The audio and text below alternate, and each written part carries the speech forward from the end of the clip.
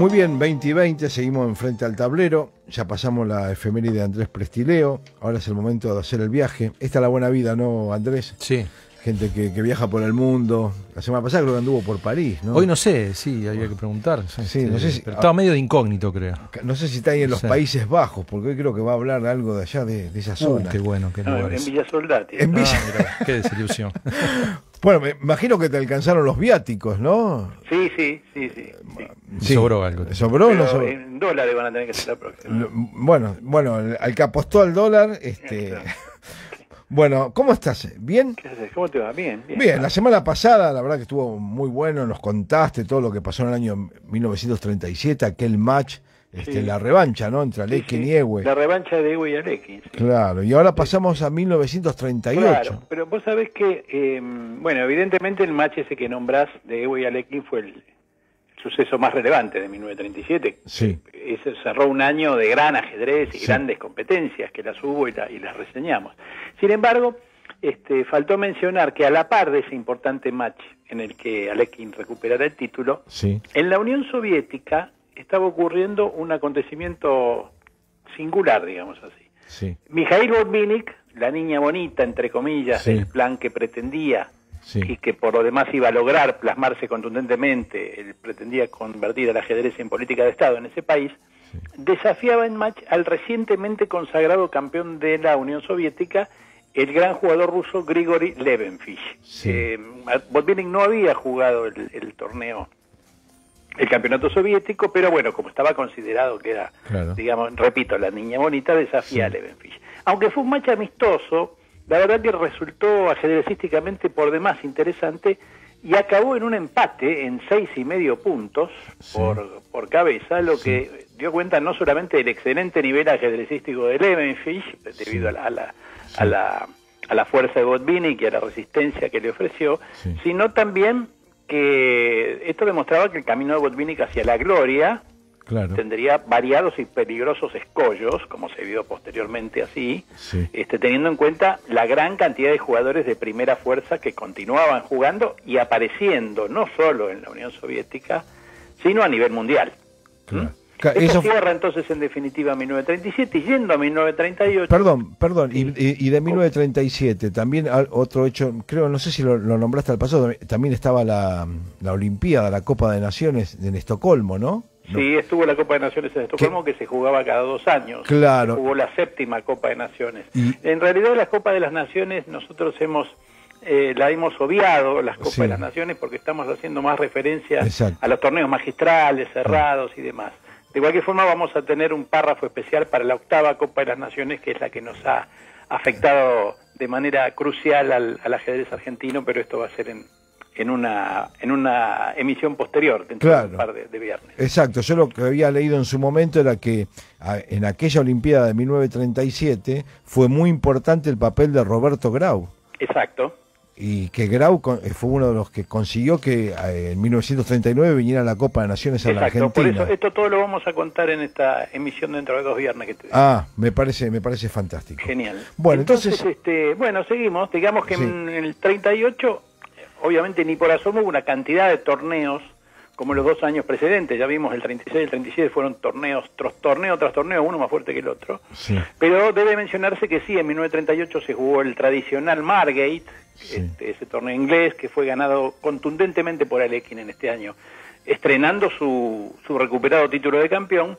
Y también estuvo el torneo de Norwich en los Países Bajos, donde Eris Cases, este jugador al que ya hemos nombrado y que jugador austríaco de primera fuerza que finalmente terminaría a partir de 1939 afincándose en nuestro país, obtuvo un gran triunfo en un magistral muy fuerte.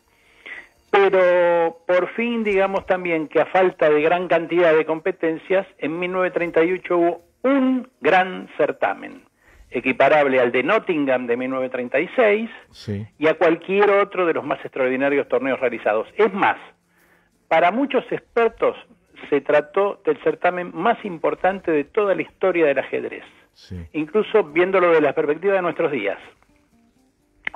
En ese año la compañía de radio holandesa Avro patrocinó y organizó un torneo donde compitieron los 8 jugadores considerados los más fuertes del mundo de ese entonces.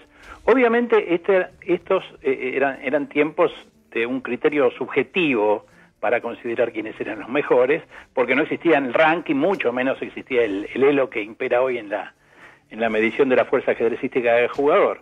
Pero es difícil, considerando los méritos de cada uno de los participantes de Avro, discrepar con la selección de los mismos, debido a su evidente estatus de superjugadores de esos tiempos. Es más, sí, consultada la moderna herramienta virtual Chessmetrics, que sí, mide y compara fuerzas de jugadores a través del tiempo, sí, la conclusión es que efectivamente el Avro 1938 fue el único torneo que logró reunir verdaderamente a los 8 mejores jugadores de su tiempo.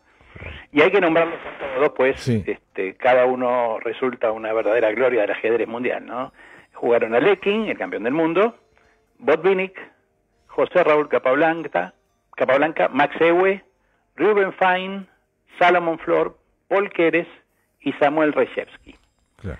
Debido a su fuerza, se consideró en su momento que el Avro 1938 resultaría el ámbito propicio para determinar el nuevo desafiante al título mundial que estaba en poder de Alekhine, por lo que de alguna manera se convirtió en el primer antecedente de lo que luego serían y hoy se conocen como torneos de candidatos, que casualmente el actual se está jugando por estos días.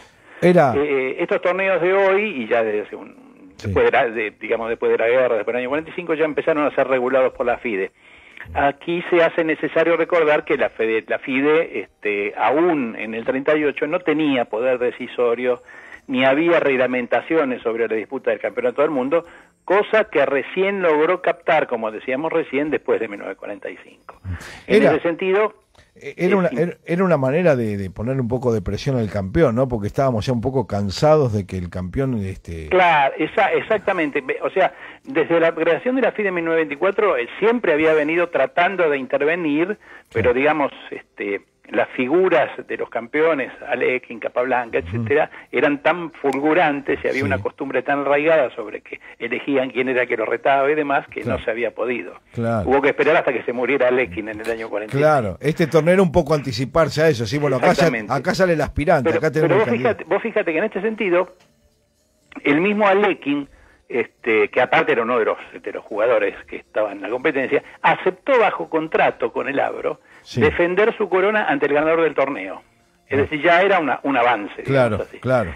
Cosa que por otra parte, y debido a los avatares ocasionados por la guerra, nunca se pudo concretar.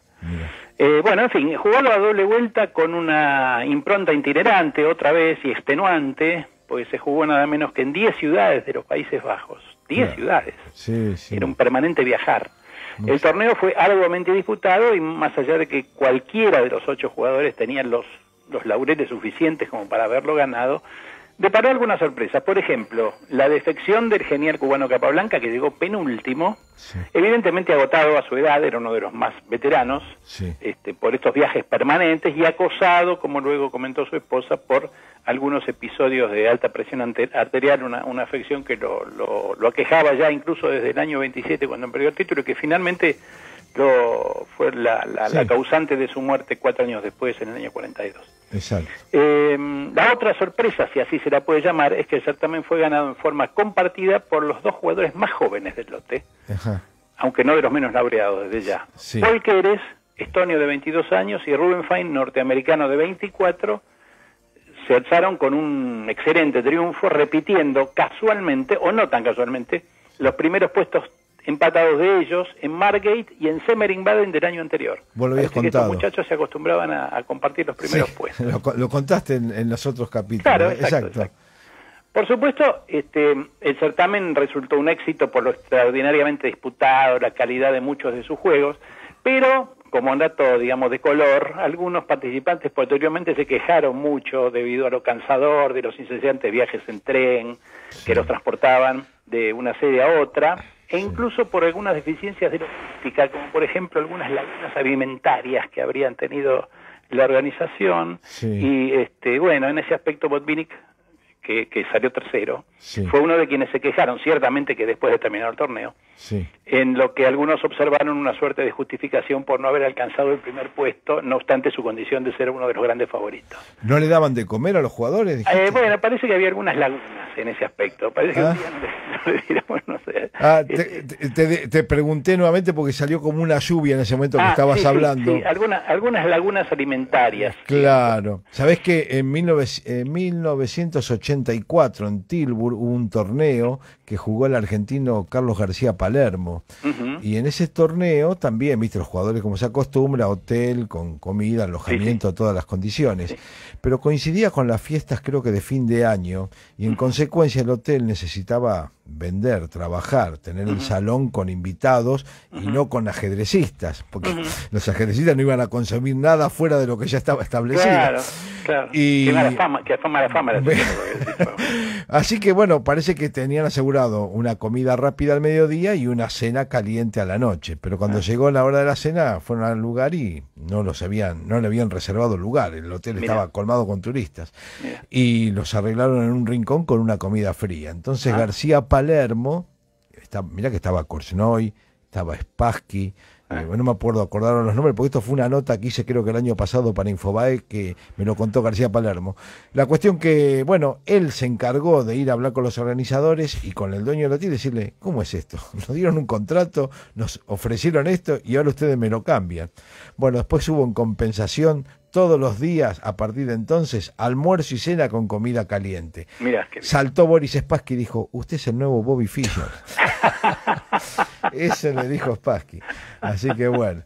Bueno, ¿y qué pasó entonces? Bueno, al final aplicaron el sistema de desempate, resultó ganador de esta manera Paul Keres, el estonio, el extraordinario jugador en ese momento de 22 años, como decíamos, que de tal manera se consagraba el futuro Challenger por el título del mundo, que como dijimos no pudo llegar a concretarse. El desafío, según lo pactado, debía lanzarse al año siguiente, en el 39, pero bueno, en el 39 llegó el inicio de la guerra, de cuyas consecuencias, por supuesto, el ajedrez no escapó y bueno, obviamente el match nunca se produjo. El viernes que viene vamos a pasar a un año trascendental en la historia del mundo en general, cuyas devastadoras repercusiones habrían de alcanzar, y cómo no, también al mundo del ajedrez. Así que la seguimos el viernes. Cuando nombraste a Paul Keres, si vos lo tuvieras que analizar como jugador, ¿qué cosas te parece que son las más admirables de Keres? Y Keres fue un brillante jugador de ataque, un jugador de juegos abiertos, sobre todo en su juventud y en su esplendor. Después, como dice Fischer en uno de sus libros, a partir de que fueron pasando los años, él empezó a tener un juego un poco más conservador, pero la capacidad atacante de Keres y su conocimiento de los juegos abiertos lo hizo en estos años que estamos hablando, los años de su esplendor, que llegaron hasta después de los años 40, lo hizo el famosísimo campeón sin corona, es decir, un jugador que mereció ser seguramente campeón del mundo, pero siempre por un motivo o por otro, que ya vamos a ir viendo, quedó a las puertas del campeonato del mundo, pero que, bueno, sin ninguna duda su apelativo de campeón sin corona se lo ha merecido. Una cosa así como Korchnoi, que ha estado cerca, bueno, Korchnoi por lo menos disputó los matches. Korchnoi disputó, sí, bueno, Keres también, porque esto sería el torneo de candidatos, esto que acaba, pero lo agarró justo la guerra, ¿viste? O sea, hubiera tenido la posibilidad.